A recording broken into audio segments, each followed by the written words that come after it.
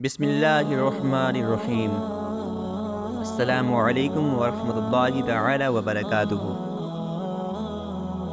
ولی کی زبان کی تاثیر۔ حضرت سیدنا ابراہیم بن ادہم علیہ الرحمہ کی خدمت میں ایک نوجوان حاضر ہوا اور کہنے لگا، میں نے اپنی جان پر بہت ظلم کیا ہے، مجھے کچھ نصیحت ارشاد فرمائے جو مجھے گناہوں کو چھوڑنے میں مددگار ہو۔ آپ نے ارشاد فرمایا کہ اگر تم 5 باتوں کو اپنا لو تو گناہ تمہیں کوئی نقصان نہ دیں گے اور ان کی لذت ختم ہو جائے گی۔ اس نے آمادگی کا اظہار کیا تو آپ رحمۃ اللہ علیہ نے فرمایا، پہلی بات تو یہ ہے کہ جب تم گناہ کا ارادہ کرو تو اللہ تعالیٰ کا رزق مت کھاؤ۔ وہ نوجوان بولا، پھر میں کھاؤں گا کیا، کہاں سے لاؤں گا؟ کیونکہ دنیا میں ہر شے اللہ عز و جل کی عطا کرتا ہے۔ آپ نے فرمایا، کیا یہ اچھا لگے گا تم رب تعالیٰ کا رزق بھی کھاؤ اور اس کی نافرمانی بھی کرو؟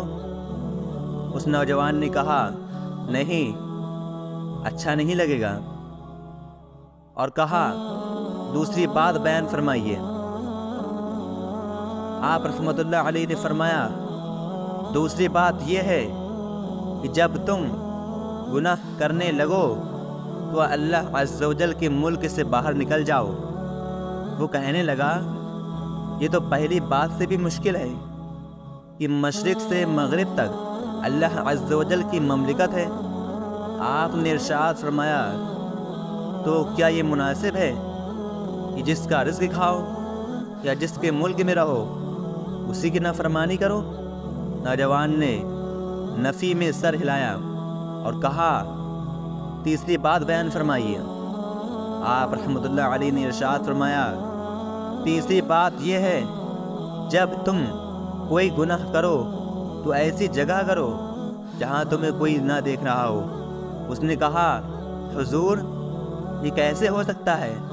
اللہ عز و جل تو ہر بات کا جاننے والا ہے، کوئی اس سے کیسے چھپ سکتا ہے؟ تو آپ نے فرمایا، تو کیا یہ اچھا لگے گا تم اس کا رزق بھی کھاؤ اور اس کی مملکت میں بھی رہو اور پھر اسی کے سامنے اس کی نافرمانی بھی کرو؟ نوجوان نے کہا، نہیں، یہ بھی اچھا نہیں لگے گا۔ چوتھی بات بیان فرمائیے۔ آپ رحمۃ اللہ علیہ نے فرمایا، چوتھی بات یہ ہے کہ جب تم ملک الموت علیہ السلام تمہاری روح قبض کرنے تشریف لائیں تو ان سے کہنا، کچھ دیر کے لیے ٹھہر جائیے تاکہ میں توبہ کر کے اچھے اعمال کر لوں۔ اس نے کہا، یہ تو ممکن ہی نہیں کہ وہ اس مطالبے کو مان لیں۔ تو آپ نے ارشاد فرمایا، جب تم جانتے ہو کہ موت یقینی ہے اور اس سے بچنا ممکن نہیں تو چھٹکارے کی توقع کیسے کر سکتے ہو؟ اس نے عرض کی، حضور، 5ویں بات ارشاد فرمائیں۔ آپ نے فرمایا، 5ویں بات یہ ہے کہ جب تمہارے پاس عذاب کے فرشتے آئیں اور تجھے جہنم کی طرف لے جایا جائے تو مت جانا۔ اس نے عرض کی، 5ویں بات ارشاد فرمائیں۔ آپ نے فرمایا، 5ویں بات یہ ہے کہ جب تمہارے پاس عذاب کے فرشتے آئیں اور تجھے جہنم کی طرف لے جایا جائے تو مت جانا۔ اس نے عرض کی، وہ نہیں مانیں گے اور نہ مجھے چھوڑیں گے۔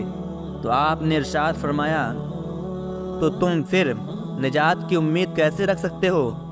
حضرت سیدنا ابراہیم بن ادہم علیہ الرحمہ کی حکمت بھری ملفوظات سن کر وہ نوجوان پکار اٹھا، مجھے یہ نصیحت کافی ہے، اب میں اللہ عز و جل سے معافی مانگتا ہوں اور توبہ کرتا ہوں۔